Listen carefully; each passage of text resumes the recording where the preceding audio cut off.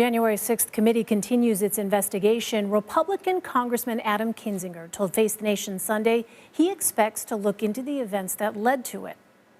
While most Americans condemn the Capitol insurrection, the Republican National Committee has censured Kinzinger and Congresswoman Liz Cheney, calling the events, quote, legitimate political discourse. Former President Trump previously suggested he might be interested in pardoning those involved if he were to be reelected. Senate Minority Leader Mitch McConnell condemned the RNC's censure and those who took part in the violence, but questions over January 6th and the impact of former President Trump continue to divide the party. So what do voters want? Well, joining us with some answers is CBS News Elections and Surveys Director Anthony Salvanto. Anthony, thank you so much for joining us. This is a fascinating bit of polling you've done looking at Republican attitudes on everything from January 6th to President Trump. So for starters, tell us what Republicans think should happen to members like Cheney and Kinzinger who are viewed as being somehow disloyal to President Trump. Should they be punished in these Republicans' views?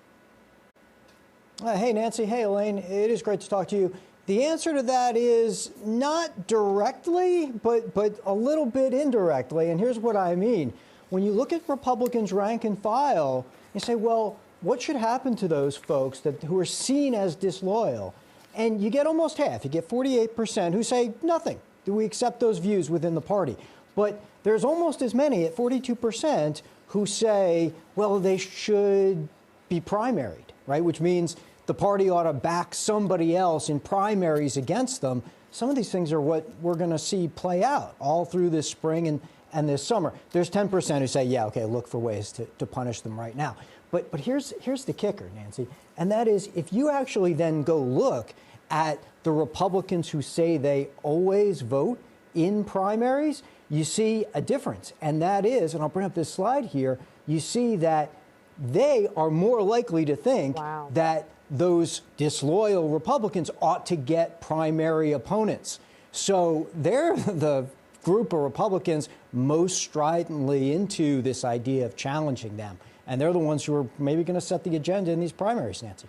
That is really interesting, Anthony. What about the rhetoric here? Does that position of January 6th being, quote unquote, legitimate political discourse resonate with the rank and file? The fact is it doesn't. You know, a lot of Republicans, and I should say this, Republicans have condemned the events of January 6th, too. But that doesn't mean they want their party to keep talking about it.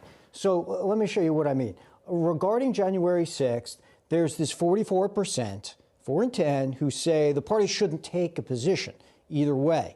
And there's a close number who say the party should criticize those who entered the Capitol, and some of that is mixed into, like I said, they've condemned it. You know, having said that, there's this sort of let's move things along, let's move on. Like I said, it doesn't mean they all want to talk about it. If you then look at the number of Republicans who say, should Congress keep investigating this matter? Well, there's a 72%, and that number has been going up, of Republicans who say Congress should drop it. And that's really at odds with the rest of the American public who say that things should be investigated further. So it's not quite criticized, but they don't really want to talk about it a lot either. Well, do GOP voters, Anthony, support the idea of pardoning those involved in the Capitol insurrection? Well, in fact, Nancy, they did. I'm going to pull up the slide here and I'll show you. You know, the former president suggested he might pardon them, as you said at the top. And so we asked that. OK, this is what President Trump has suggested. Would you support those pardons? And yeah, 6 in 10 Republicans said they would support those pardons. Now, part of this may be this idea of moving on from something that they think was, damaging to the party. And some of this is a little bit support from folks who don't think that it was necessarily, who don't condemn it in as strong terms.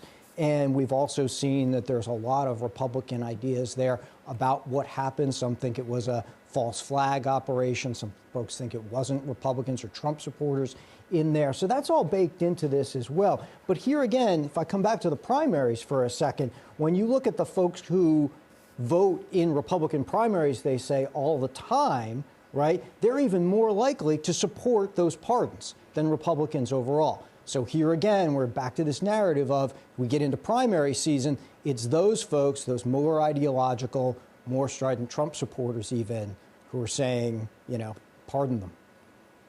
Anthony, let's look at the influence of former President Trump himself. Is it growing? Is it shrinking? Do Republicans want him to run again? How do they feel about him right now?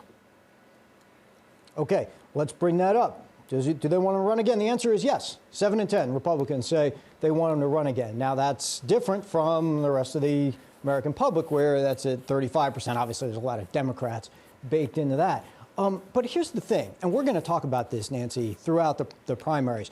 There's President Trump, and there's what we might define as Trumpism. Now, you know, I'm saying that. A lot of other people are saying that. It's not a firm definition of that, but you can start to break it down a little bit if we ask questions like we did of what do you want in a candidate versus or comparing to former President Trump.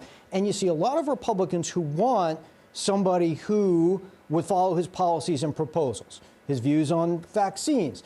70% his views on the 2020 election. Remember that there's a lot of Republicans who still believe what they call the big lie, who believe that there was all that voter fraud, which of course has been debunked. And many, many fewer say that they'd like somebody who handles themselves in the same way that former President Trump did. So this is a narrative we've seen play out, where Republicans don't necessarily all like the way the former president handled himself, but they do like a lot of his policies, and that's where we're going to get into that sort of Trumpism, if you will, when the Republicans start picking and choosing candidates going forward, Nancy. Really fascinating to see those numbers and to have you break them down. Anthony, by the way, I forgive you. You called me Nancy two questions ago. I have to say something. But I'll sorry take it. I said that, Elaine, and No. You know what? I'm here. I've got the thing in my ear. I know. And you don't we've been see doing us, this, right? Elaine, for what?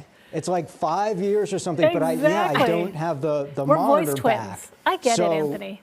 The audience at home, please forgive me. And you please forgive me. I was trying to acknowledge it in case the Twitterverse comes down on you. That's all. But that's okay. I was very flattered that he thought my voice was so mellifluous. I was flattered to be called Nancy. So anyway, Anthony, really great to see you again. Thank you so much. You know I'm just kidding. Right. Thanks, Anthony. Great to see you both. I know.